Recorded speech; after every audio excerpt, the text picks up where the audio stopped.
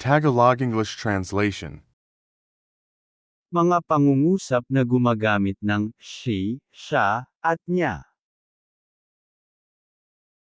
Ipinatong niya ang kanyang mga siko sa kanyang mga tuhod. She put her elbows on her knees.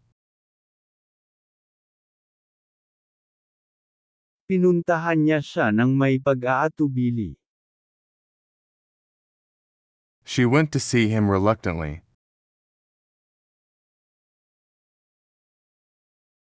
Nag-aatubili siyang pumunta ng mag-isa.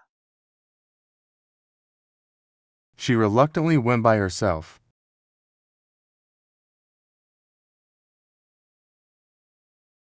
Ipinanganak siya sa isang maliit na nayon.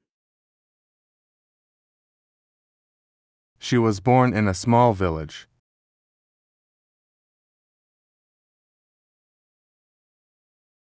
Pinalot niya ng papel ang ilang regalo. She wrapped some gifts in paper.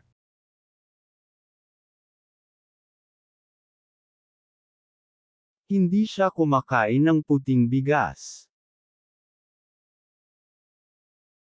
She wasn't eating white rice.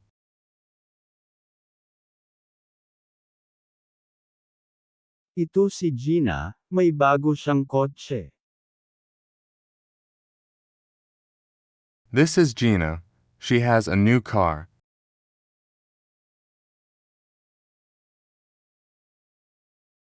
Natutulog siya ng maaga sa gabi. She sleeps early in the evening.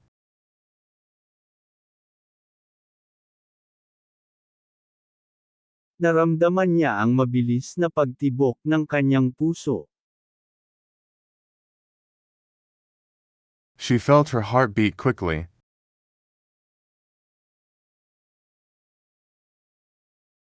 Nangako siya na tuturuan niya ako. She promised she would tutor me.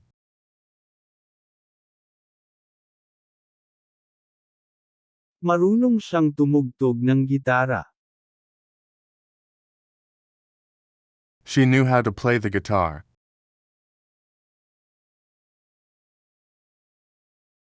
Malaki ang impluwensya niya sa akin. She was a great influence on me.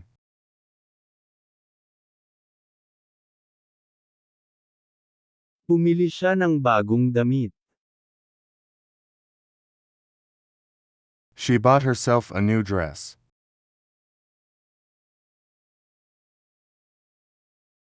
Hindi siya matagumpay na estudyante. She is not a successful student.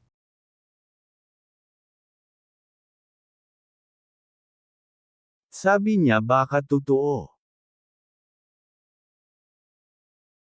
She said that it might be true.